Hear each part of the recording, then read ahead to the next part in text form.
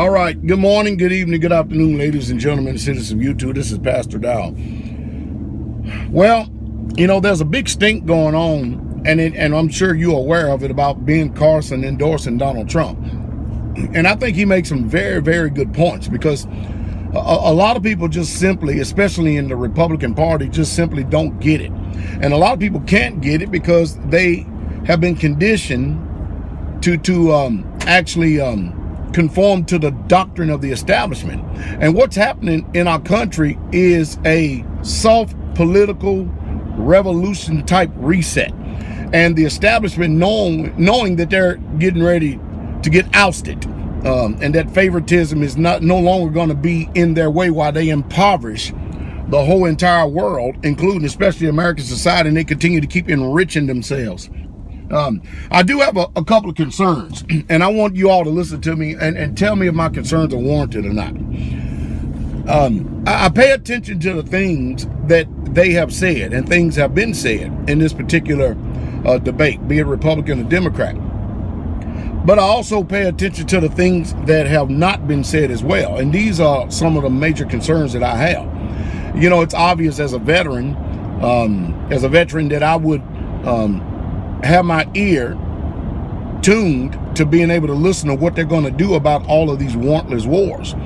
We hear all the other rhetoric about different things going on in the political spirit arena, but one of my concerns is, and I'm sure as well as the rest of the veterans, first of all, number one, we don't mind going out defending the country from all enemies, foreign and domestic.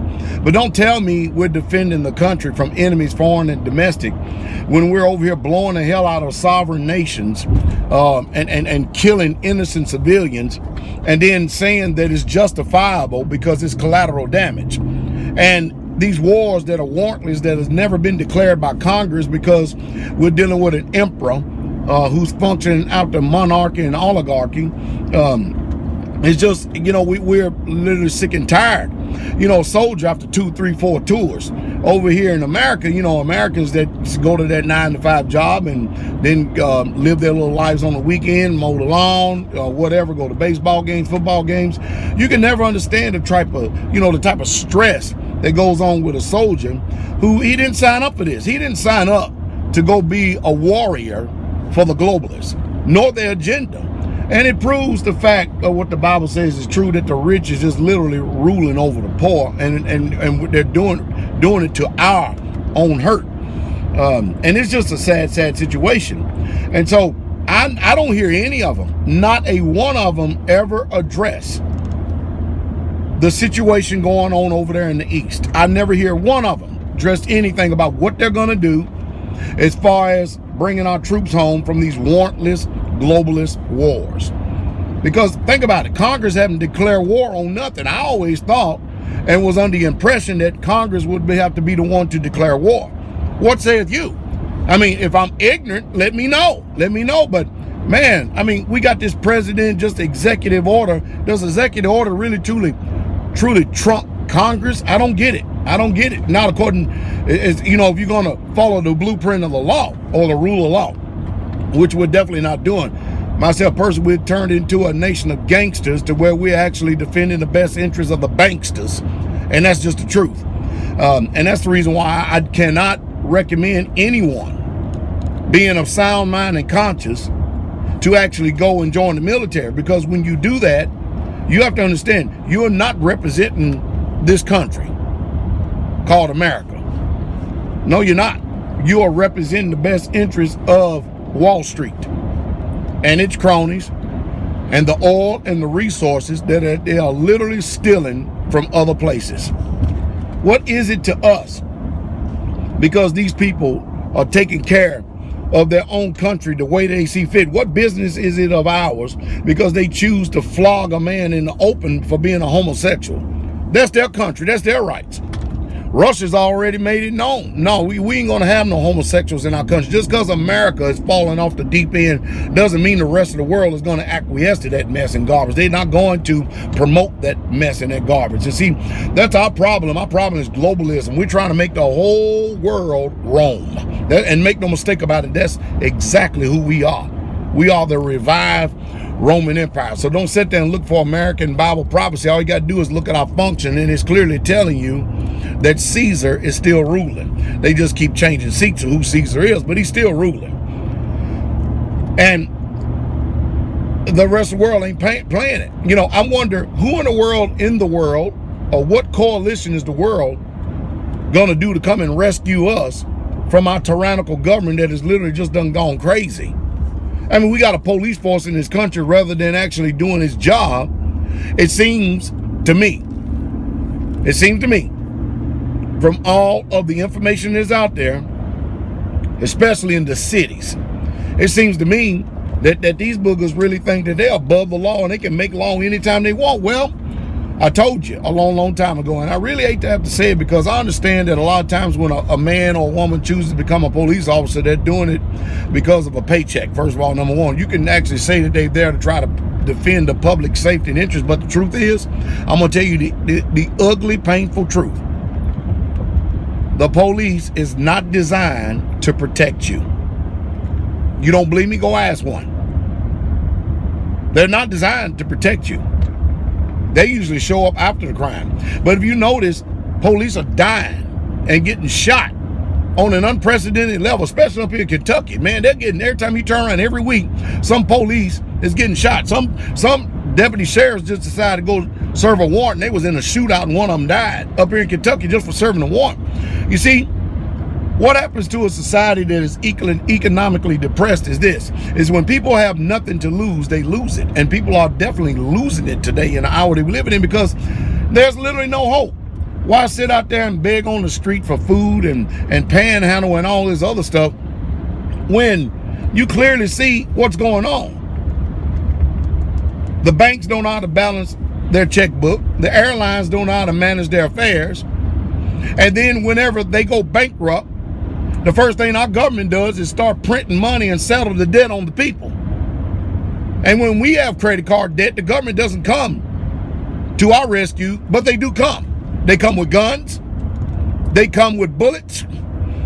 They come with the threat of jail.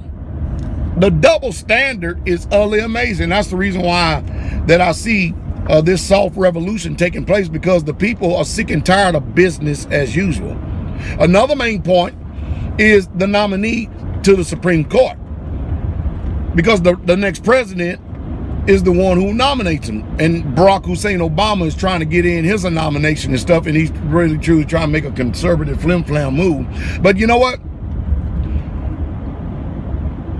The Supreme Court nominees are going to be the ones who is going to determine policy in this country for the next couple of decades. And they're getting in their 60s, and they're usually appointed for life. And most of them, either they die in office. Very, very rarely do you ever see Supreme Court justices retiring. And them relics up there, who seem to be what you call some form of similitude of American law, civil law, or whatever you want to call that, I personally cannot submit to their rulings. Do you understand? Because it's against my faith. I cannot have these people who do not have what I call a moral conscience to determine for me what morality is. I mean, the Supreme Court just got finished saying that a man and a man and a woman is moral in this country. And by nature itself, is nonsensical. Because my solution is, if this is so moral, then how about we take all the men who want to be homosexuals, you put them in their own state and put up a border and a wall. You take all the women who want to be homosexual, you put them in their own state or own island, put up a border and wall and lock them all in. And let's come back 50 years from now and let's see how they're doing. Because by nature, they're going to die out, if not be diseased out. And that's just a fact. Now, don't get mad at me and upset with me because I'm not like these ignorant folks over at the Young Turks who have this warped sense of morality. I just believe that a seed produces after its own kind. And God created Adam and Eve and not Adam and Steve. Period. Now, with your reprobate mind, you can say what you want. twisted, warped outlook and outcome and stuff. But I don't want you people anywhere near or around my children or any children in the ministry right here, because all you're going to do is be predators towards them. And you're not going to confuse their minds, because we preach the truth to them so hard. And we let them know exactly what God says. So all you atheists out there, if you can be, I don't understand, why are the homosexuals so militant anyway? See, you people think that these people are nice.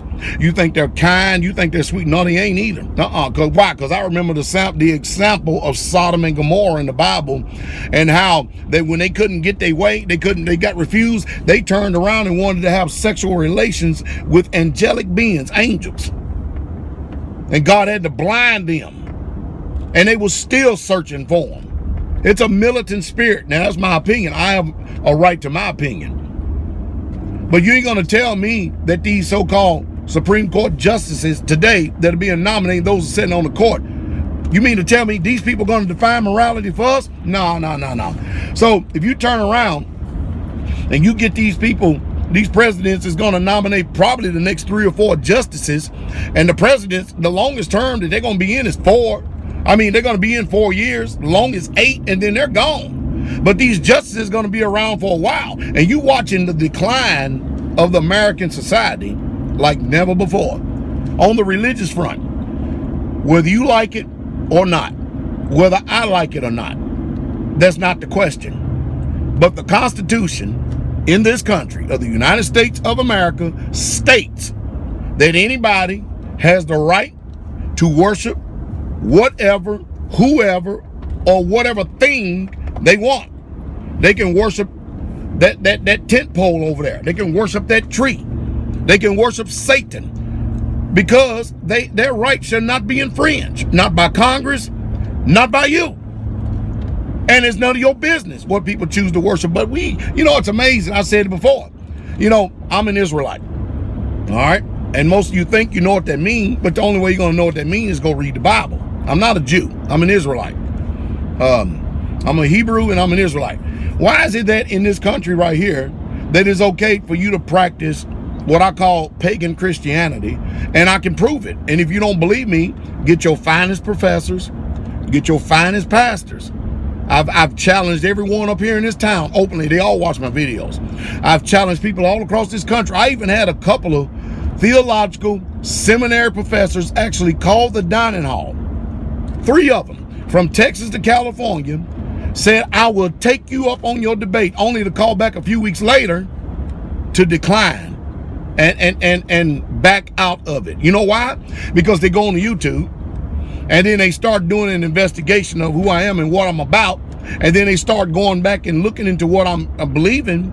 And then they start getting a Bible out for the first time rather than the church fathers. See, the church fathers is Marcion, Tertullian, Ignatius, and all these other people. Clement, Alexandria, and all these other people. See, my church fathers are Abraham, Isaac, Jacob, Jesus, David, Peter, James, John, Paul. That's my church fathers. And so we have a conflict of interest of what's truth and what's not. And they find out that they ain't ready for it. So they back out. And I be like, dang, man, I thought I had one that was going to take it up. To have an intelligent, civil, vigorous discussion and debate over this faith thing, because I believe with all my heart it's been skewed. I was raised Christian. I really was. I was raised Christian, understood Christianity, and know it very well. But at the same time, I may not agree with the Christian religion, but I will not infringe upon your right to worship whatever you want, because that's the type of country that was set up by those who so-called, they didn't find this country. This country was already discovered, just like Columbus never discovered America because he never stepped foot over here. How can you discover the land that has already been inhabited? I just don't, the double talk and the schizophrenia is just utterly amazing to me. It utterly is. But hey, I'm a straight shooter. I'm a flat out straight shooter. No matter what that truth is, I'll speak to it, and I will bring facts. And I'm not going to bring you my feelings and emotions through this abstract mindset like most people are trying to live in this country and try and tell you that that's gospel truth. No. I'm not the type of pastor that I'm gonna pee on your leg and tell you that it's raining outside. No, I ain't that way. Other people would do it and do it with a smile while they're deceiving you the whole time. That's not me. I'm cut out of a total different mode. And I often ask people over and over again, at least afford me the respect and honor like I do you. Rather than attacking me and saying all these different names and disparaging comments and going out and watching all these videos from these disgruntled people and stuff, you know, I equally have on the flip side, the other side, a bunch of faithful people who love me with all their heart, soul, mind, and spirit, and support me. It still doesn't stop the movement, because the movement has nothing to do with myself or you. It has something to do with truth. That's what it's all about. And because when they come across me, they come across a man of truth, and it begins to stimulate them. It begins to give people hope. And because when you see my lifestyle and what I stand for, you know I'm not shuck bucking or jiving or playing games, social, political, economic, or religious. I'm seriously and sincerely not. So I vigorously look for truth. I'm not going to be controlled by traditions of men. I've been told to be aware of those things. I've been told to be aware of philosophies. And I think I'll take heed to those men who wrote those things a few thousand years ago, because I just think that they're a whole lot more intelligent than we are today, especially when we're morally decayed and spiritually bankrupt. So the ideal is to prove all things, test everything, try everything, and then make a formal decision. But just don't go out here and cherry pick stuff, and just because you choose to put mental assent to it or put your vote to it, thinking that you're the epitome of all righteousness and the sum of all truth, you could be deceived. I hate being deceived. I hate it. That's probably the reason why I'm so passionate for truth. But I won't dishonor you, and I will not despise you if you don't agree with me. But I tell you what, you know, we're crossing the line when we start calling people names and going out there lying with immunity to sway other people's minds, because we reject and we hate. I'm the type of person, again, all right, if that's what you believe about me, I'm not telling the truth. Let's just bring it out in the open and let everybody hear. How about that? And then let the court of public opinion judge after they hear the facts, because when you get a lot of these things introduced to you and stuff, these people are going to really find out and see that I stood for the truth, and I'm going to tear up your traditions. Shalom, King coming.